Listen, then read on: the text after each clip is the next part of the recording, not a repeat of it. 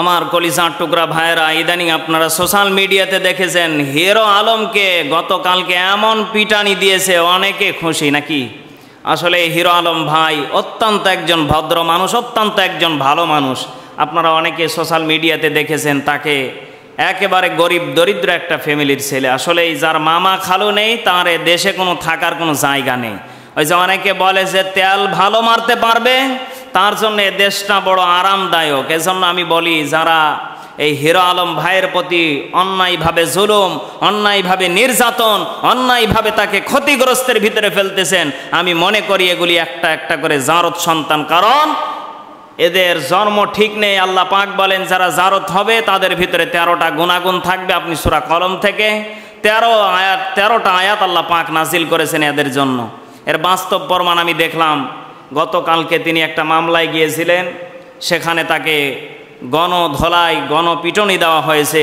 যারা পিটিয়েছে আমি মনে করি এগুলি আসলে আল্লাহ পাকের কোরআনের আয়াত অনুযায়ী এরা হচ্ছে জারত সন্তান। কারণ ইনি হকের পক্ষে কথা বলেন।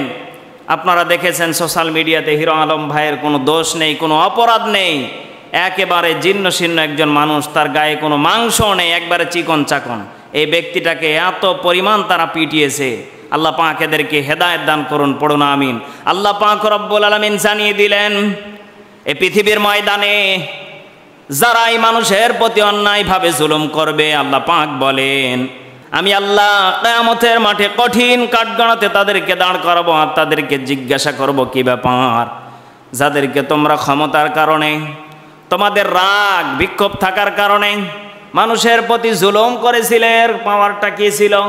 তারা বলবে আমরা পৃথিবীর ময়দানে অমুক দল করতাম, সে দলটা ক্ষমতায় ছিল, শক্তিশালী ছিল, যার কারণেই তো আমরা ওদেরকে মামলা দিয়ে হামলা দিয়ে পিটিয়েছি।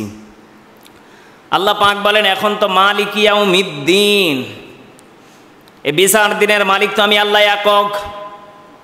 তোমাদের এখন কোনো ক্ষমতার দলের কোনো লোকও থাকবে না যাকে তোমরা পাওয়ারফুল বলে, খুব ক্ষমতাশীল মনে করে যাকে সম্মান করতে, যাকে তোমরা তেল মালিশ করে তেল মারতে মারতে তোমরা শেষ করে ফেলেছিলে, সেও আজকে আমার কাঠগড়াতে দাঁড়াবে।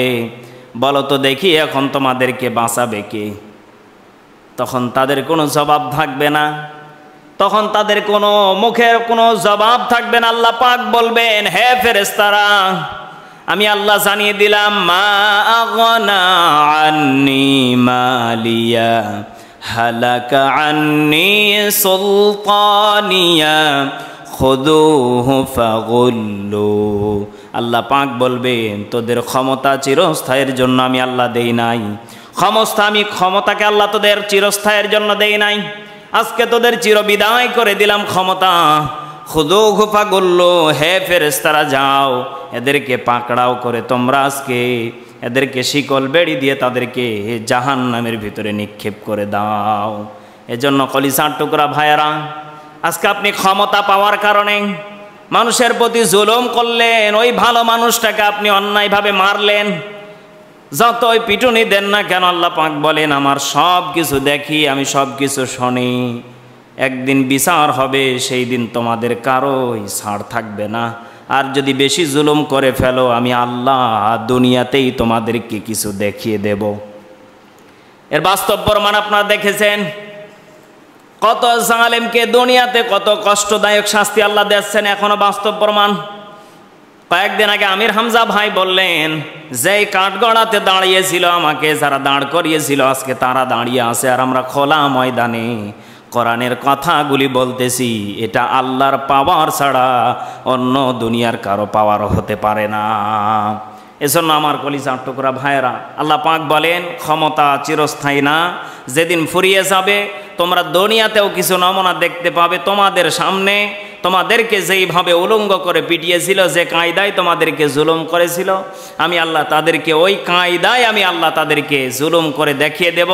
কিন্তু আমার জুলুমটা হবে ব্যতিক্রম। আমি আল্লাহ দুনিয়াতে কিছু নমুনা দেখার জন্য ফেরাউন নমরুদের মতো এদেরকেও আমি কিছু শাস্তি দিয়ে থাকি। এখান থেকে যারা এখনও তাদের দলে নিয়োজিত থাকবে তারা যেন শিখে যে দুনিয়াটা ক্ষণস্থায়ী, আমাদের ক্ষমতা আমাদের দাম্ভিকতা এগুলি চিরস্থায়ী থাকবে না। এজন্য কলিজার টুকরা ভাইয়েরা, এখনও যারা ভুল পথে আছেন আমরা সকলেই আল্লাহর পথে ফিরে আসি। আল্লাহ পাক যেন আমাদেরকে বোঝার তৌফিক দান করেন।